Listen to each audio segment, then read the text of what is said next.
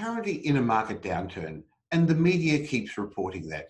But in some ways, I wonder whether the media is causing the market downturn. How can one be confident when every day you open your emails, you read the papers, you look on your iPad, and you hear negative headlines? They're telling us doom and gloom, property Armageddon. So I think the media is creating consumer sentiment rather than reporting it. But I was having a chat with my good friend, Dr. Andrew Wilson, chief economist of My Housing Market, and he's not really sure that's the case. Welcome, Andrew. Thank you, Michael. Well, is the media creating our market sentiment, or is it just reporting it? Well, certainly, there's room for blame at a number of levels, and there's no doubt that the role of the media is to generate interest, clicks, views on pages, all those bits and pieces. And we're all very attached to our housing markets, our house prices as investors or owner-occupiers. So, and obviously we are concerned when we read stories about falling prices and, a declining housing market. So that, of course, garners interest. So you can't blame the media for wanting to report what people are interested in.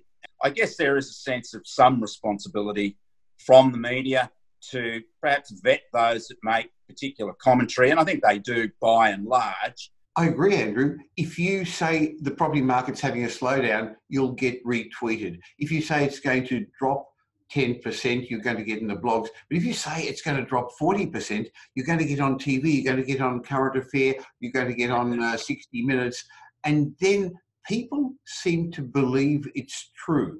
On the one hand, you do say the media does vet the people whose commentary they give, but they seem to be very selective with which bits of the commentary they take. Well, that's right, Michael. And look, they understand, of course, that their job is to get as many viewers as they possibly can. Now, there are various levels of the media, of course. There are those that are called, tabloid journalism, and they tend to perhaps not be as rigorous in terms of vetting their storylines. And then there's, the so-called quality media that maybe are a bit more circumspect about their headlines and their storylines. But look, it's a whole new world for the media now. It's very tough. Digital transformation has meant that big media, is largely starting to disappear. People are going to single sources now for information rather than sources which have a multitude of storylines. And that makes it even more difficult for that big media. But unfortunately, Michael, these things tend to exacerbate themselves. They add fuel to the fire. They create buyer and seller wariness, which means the market becomes sidelined, and we only have perhaps a higher proportion of market activity from non-discretionary sellers, which only puts more downward pressure on prices. Well, interestingly, last year our property markets were chugging along not very well, and then all of a sudden 60 Minutes came up with a story. Now, I haven't watched 60 Minutes for years, but even I couldn't help myself. So I watched and I heard a number of experts, so-called experts, experts chasing a headline, to be honest, telling us how our property markets were going to crash 40%. And even the Perma-Bear Martin North gave 4 scenarios. But interestingly, 60 Minutes only mentioned his worst case scenario as if it was the only scenario. And that's why I say the media needs to be held accountable too, because all of a sudden sentiment changed after that, didn't it? Well, it did, Michael. And I'm always amused at people who regard themselves as experts and have about 50 scenarios in terms of their predictions. So if you have enough scenarios, how can you possibly be wrong? And if you give a number of scenarios, then why should you complain if the media takes the one that's the most interesting? Talking about that potential 40% fall in the market this year in Sydney. Sydney prices are down around about 3% over the first quarter this year. So that means we can look forward to a 37% fall in the median house price over the next 9 months, according to those predictions, which of course is complete and utter nonsense, given that, we're going to see certainly not higher rates, maybe lower rates, and the market's starting to look a little bit more confident. As you said, that when that 60 Minutes show, my phone rang off the hook, if I can say that, I don't think phones ring off the hook anymore, after the show. And it was one thing for all those that were so-called misquoted to complain and whine about that, but you don't say something you can't substantiate. And the public picked it up and really the housing market fell over as sharply as I've ever seen it over the final couple of months of last year, fueled by serious concern over the trajectory of our housing markets. Now, I'm very careful with which media I get into, because I know they spend quite a lot of time speaking to you and then take one or two sentences. But I know that 60 Minutes actually contacted you about that show. What happened? Well, I get a brief. I do a lot of work with Channel 9 and, and the other channels as well. And I had the reporter rang me for a briefing. She said that it was Tom Steinford, just said that they were doing their annual show.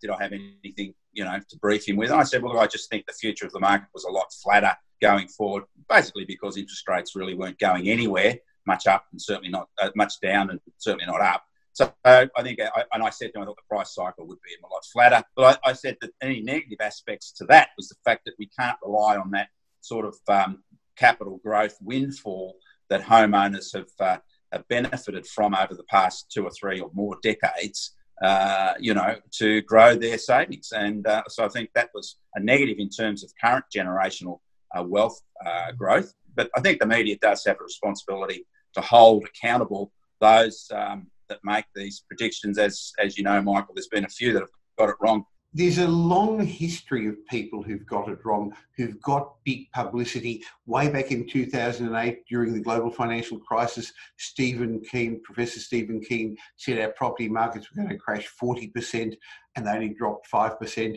And then in about 2011 again, he changed his predictions and said it was only going to drop 10%. Oh, after the first one, I remember he had to wear a T-shirt and go, I think it was 200 kilometres from from Canberra to Mount Kosciuszko, saying, I got it terribly wrong about the property markets, ask me how. At least he actually had the guts to do that. Then in 2011, he changed his prediction. It's only going to drop, I think it was about 10 or 11%, but in fact, the property market boomed after that. And then he went to America. Harry Dent, he's been back year after year, and I heard he's coming back again to Australia now. And every time he does, he sells lots and lots of books. No one's holding them accountable, Andrew. Well, no, and it doesn't seem to hurt their careers either, Michael. That's the fascinating aspect. And I think, that's the point, that you gather so much attention from your doomsaying that, it can provide you with a career path and, profitable outcomes. And I guess you can't tell people not to be stupid. It's up to people to, follow or not follow those that make these types of predictions. And that's, the wonderful free society we live in. I think that the environment for the doomsayers is going to be less fertile in the future, Michael, because of the fact that we're going to have a much flatter property cycle. So we won't have the opportunity to come off a strong boom, start talking about bubbles and, house prices falling by, record levels, because the market will be much flatter going forward. So I guess those doomsayers will have to find another topic to scare the bejesus out of people. Well, the problem today with Google and other search engines is it helps what we call confirmation bias. So as humans, we like to look for information that confirms the decision we've already made. It's much easier to put another picture into the puzzle, another piece into the puzzle, the picture in our mind, rather than start with a whole new picture. And once you start doing a search on property bubbles or property Armageddon, Google keeps sending you down a rabbit warren looking for more and more of those things. So there seem to be two groups of commentators out there, the perma bears, and we've gone through a number of those at the moment. The people are always bearish, and some people who seem to be always bullish. Some people say, I'm always bullish about property, but that's actually not true. I'm bullish about certain parts of property, but definitely I am concerned about large segments of the property market, which in general are not going to do very well in the next couple of years. There's 10 million properties for sale around Australia at the moment. Not 10 million for sale, but there are 10 million properties in Australia, and most of them don't make what I call investment grade properties. You've got to be in capital cities, you've got to be in the right suburbs in the capital cities, those locations where people's incomes are going up and disposable income is higher, where owner-occupiers want to live near transport, near amenities. And even in those locations, only certain properties are going to be what I call investment grade. So I'm not a perma bull. I believe I'm realistic.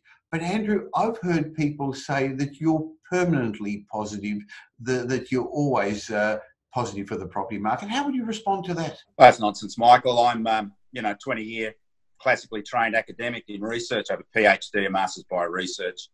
I worked as a, professional senior research fellow on CRC, ARC projects. I don't have any inbuilt particular bias or ideologies. When you mention the word perma-bear, it's rather amusing. I mean, it's just an ideological, bent.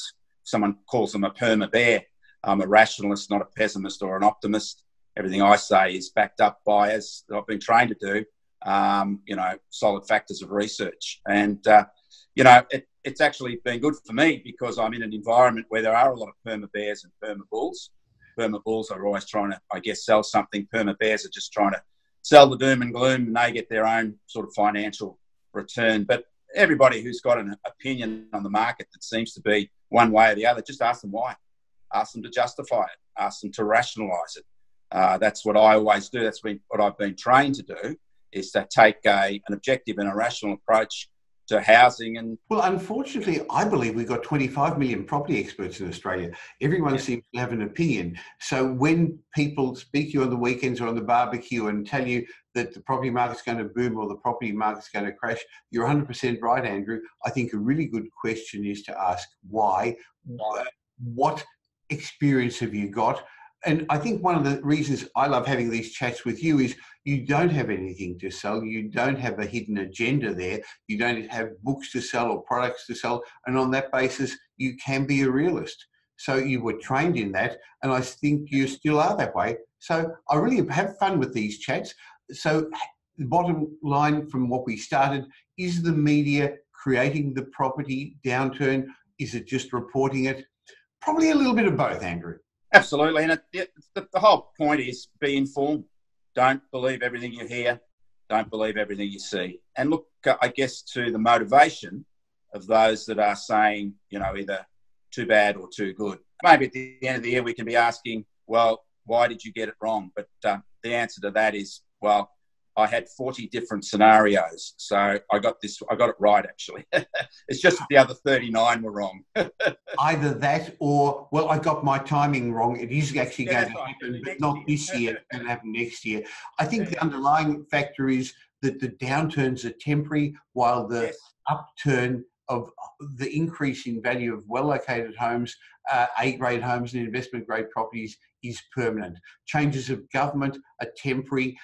Changes in tax laws, legislation come and go, but it's the underlying factors of strong population growth, particularly household formation, I guess, more than population growth, and the wealth of our nation, the fact that we can afford to live in good locations. And we all want to live in those lovely locations near the seaboard, in the better suburbs of our capital cities. That's what's going to push the long-term value of our property values up.